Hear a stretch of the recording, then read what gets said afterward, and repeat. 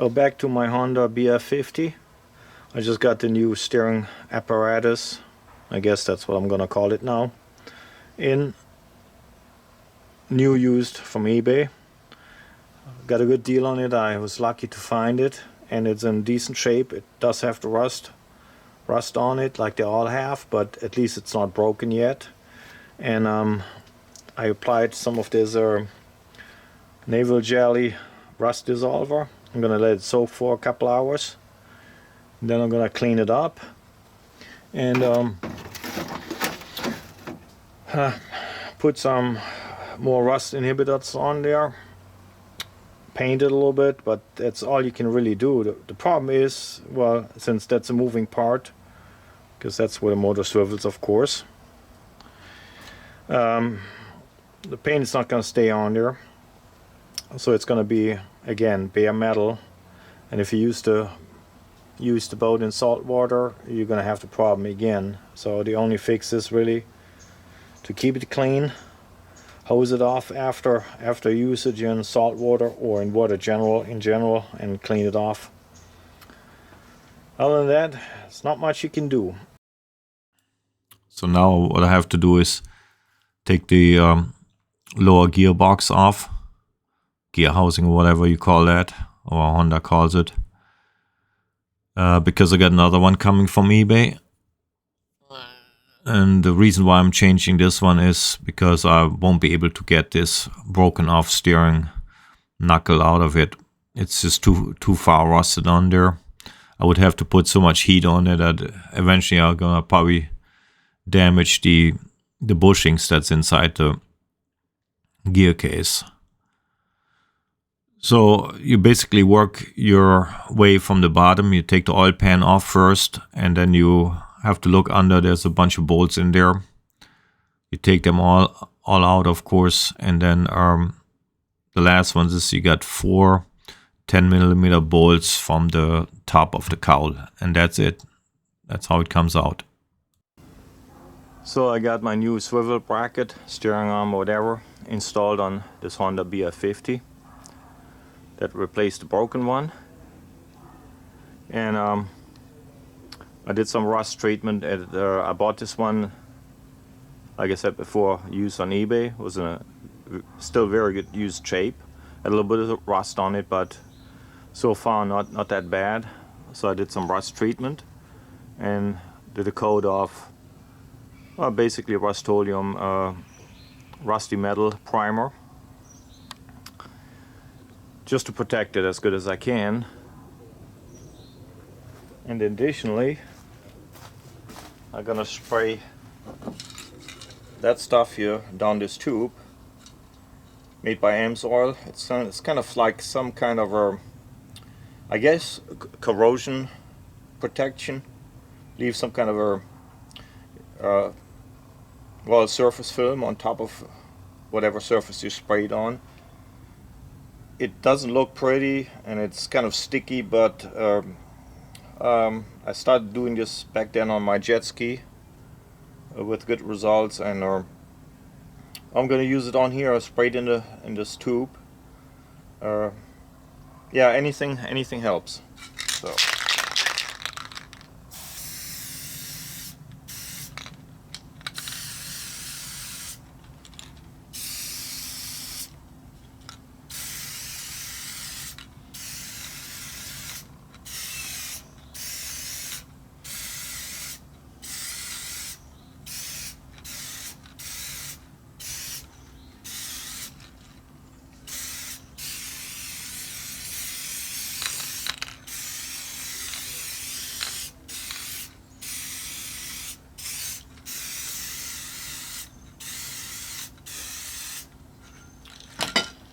Well, I guess that does it for now. Yeah, it does look pretty, but to me the idea is to get as much life out of those components as I can. Alrighty, now I'm going back to putting the rest of that motor together. Of course, putting it back together is just gonna be the reversed order. And yeah, hopefully that's gonna be the last time I have to do that. So, and then after that, I'm just gonna water test it pretty much one more time. Make sure the motor still works the way it's supposed to. And steering arm doesn't break off anymore. And then, well, I'm gonna put it up for sale. Because like I mentioned before, it's just not enough power for my taste. Yeah, many people would say that should be enough. It does about 35 to 37 miles an hour. Anyways, yeah, it's not enough for my taste. Okay, so after that, I'm just gonna show a short clip about this thing running one more time.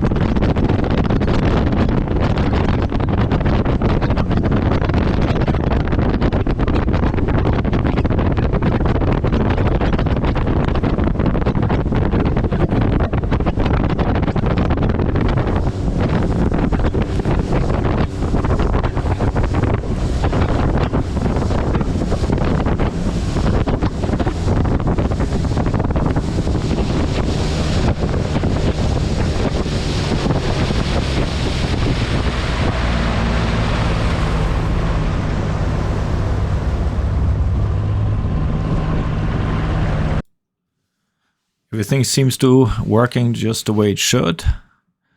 Sorry for the crappy video quality. It was a nasty day, rainy, and the lenses on the GoPros that kept fogging up.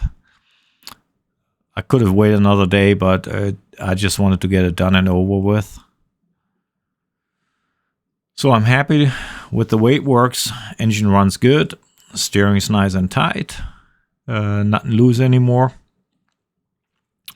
So that should be it. And then I'm getting slowly ready to pull that motor off and put that Mercury 115 on whenever I get it completely assembled.